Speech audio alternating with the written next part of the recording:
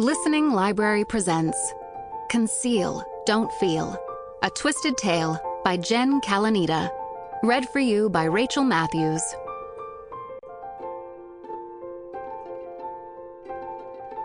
Chapter 1. Elsa. Presenting Princess Elsa of Arendelle. Elsa stepped out of the shadow of her parents and into the sun. Her people were waiting, welcoming her presence in the village square with thunderous applause. There must have been hundreds of subjects gathered, young and old, waving flags with the royal family crest, throwing flowers and cheering. Children sat high on their father's shoulders. Some people stood atop carriages, and others leaned out nearby windows. Everyone wanted to get a better look at the princess. Her parents were used to interacting with their kingdom, but at 18, she had only recently been invited to join them on official outings. Truth be told, she still preferred to live life in the shadows, but duty called. "Welcome, Princess Elsa," the people shouted. Elsa and her parents were standing on a raised platform that had been constructed for the event. It overlooked the large courtyard outside the castle gates, giving her a good vantage point, but it also made her feel as if she was on display. That was probably the point. "Look, it's Arendelle's princess," she heard a mother tell her small daughter. "Isn't she beautiful? Offer her your gift." The little girl was standing in front of the stage holding a bouquet of purple heather, which was Elsa's favorite flower. Every time she reached up to hand the bouquet to Elsa, she was knocked back by the crowd. Elsa looked to her mother for guidance. The queen gave a small nod, and Elsa descended the steps, holding the bottom of her pale blue dress, which she had paired with a matching fitted jacket for the occasion. She and her mother shared similar light eyes, but she looked more like her papa with her light hair, which she usually wore in a braided bun at the nape of her neck. "Thank you for the lovely flowers," Elsa told the child, graciously accepting the bouquet before stepping back up onto the platform to speak to the crowd. Her father had been teaching her the unique power of presenting to a large group. "We are pleased you could all join us this afternoon as Axel Ludenberg unveils the sculpture of the royal family he has so graciously gifted our kingdom," she began. The people applauded. "One note before the unveiling. As Mr. Ludenberg has spent years working on this piece, I suspect I will look much younger molded in bronze than I do standing before you today." The crowd chuckled, and Elsa glanced back at her father proudly. That line had been her idea. He gave her an encouraging smile. "His contribution to this kingdom is paramount," Elsa smiled at the sculptor. "And now, without further ado, I would like to introduce Mr. Ludenberg." Elsa moved aside to allow the older gentleman to join them. "Thank you, Princess." Mr. Ludenberg bowed to her, his white beard almost touching his knees. Then he turned to the crowd. "I am thankful to King Agnar, Queen Iduna, and our fair Princess Elsa for allowing me to create a sculpture in their honor. It is my hope that this piece will greet every guest who journeys from villages near and far to visit Arendelle's castle and stand inside its gates." He looked to his assistant, who dashed forward, untied the rope around the sheet concealing the sculpture where it stood in the middle of a fountain, and pulled it off. "May I present the royal family of Arendelle?" There was a loud gasp from the crowd, followed by rapt applause. It was the first time the king, the queen, and Elsa had seen the completed sculpture. Elsa remembered sitting for Mr. Ludenberg's sketches when she was around 11, but she'd almost forgotten he'd been working on it until recently, when her father told her she'd be the one to speak at the royal engagement for its unveiling. "It's beautiful," Elsa told Mr. Ludenberg, and she meant it. Seeing the bronze sculpture was like looking at a moment frozen in time. Mr. Ludenberg had molded the royal family perfectly. The youthful king looked regal in his crown and robe as he stood next to the beautiful queen in her tiara and fine dress.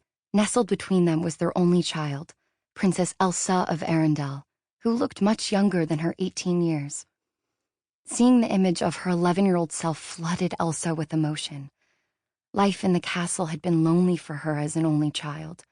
Her parents were busy with kingdom affairs, and while she had numerous studies, she still spent a lot of time roaming the empty rooms, watching the hours tick by.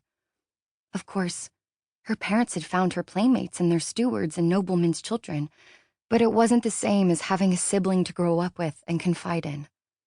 This was a weight she kept to herself, never wanting to burden her parents with her feelings. Her mother had been unable to have more children after Elsa. "Isn't the sculpture of us lovely, Mama?" Elsa asked. Her mother was standing quietly beside her. Elsa watched her blue eyes take in every inch of the bronze statue before she gave a deep, almost inaudible sigh. When she glanced at Elsa, her eyes seemed sad. "It truly is," she said, squeezing her daughter's hand. "It's a lovely portrait of our family and who we are, isn't it?" She added to the king. For such a joyous occasion, her parents seemed slightly melancholy. Was it that the statue reflected a time when they were much younger? Were they sad to think how quickly time had passed? Her father was always talking about the day when she would take the throne, even though he was still a vibrant king. Elsa wondered what made them sad, but she kept her thoughts to herself. It wasn't her place to question her parents in public. "Yes, it is quite the honor," Papa replied, and looked at Elsa. He seemed to want to say something more but held his tongue.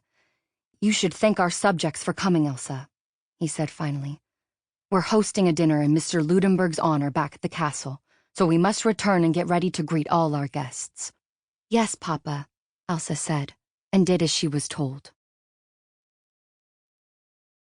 "To Axel Ludenberg and his fine work," the king said, holding his goblet high above the banquet table in the great hall. The other guests did the same.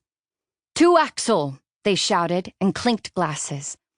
The food was plentiful, the company boisterous, and the seating at the long table at capacity. The king had asked Lord Peterson, his most trusted friend, to join them at the celebration. Mr. Ludenberg's family was there too, having traveled by ship from the nation of Wesselton, a long-time trade partner of Arendelle.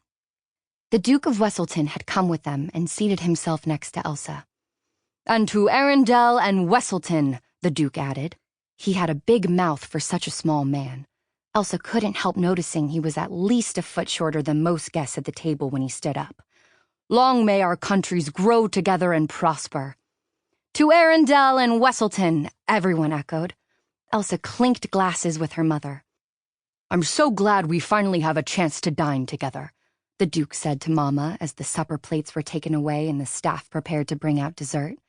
"It is a pleasure to meet the princess and witness Arendelle's bright future." His brow furrowed. "I've long noticed she doesn't come to many public events." Elsa politely returned his smile but said nothing. One of the roles of being a princess, as Mama kept reminding her, was to listen to people but wait to speak till something important needed to be said. "Elsa is so busy with her studies that we haven't asked her to join us on many public outings yet," Mama told him, and looked at Mr. Ludenberg. "But of course, we couldn't have her miss the unveiling of our family sculpture. That is what this whole evening is all about. Family." Elsa covered her mouth to hide her smirk. Her mother had a knack for keeping conversations focused. This was Elsa's first time meeting the Duke of Wesselton. Already she could tell she preferred the Duke of Blakiston, who had kind eyes and always came to the castle with pocketfuls of chocolate, which he snuck to the princess during particularly boring dinner discussions. Correction. Important negotiations. As her mother kept reminding her, she needed to be ready for the throne when her time came. These days, she divided her time between lessons on handwriting, science, and statecraft with her governess, and Papa's meetings. She was also now old enough to attend the banquets held at the castle, of which there were many. Gone were the days when she was trotted out to say hello to guests, then sent to another room to have supper. Life was less lonely, but she still longed for someone her own age to confide in. The days of hosting playmates were long over. Agreed, but she's too much of an asset to be locked away." The Duke pounded the table as if to make a point. He moved so much when he talked, his toupee kept flipping up on the back of his head. "Fine point, Your Grace," said Lord Peterson, joining the conversation.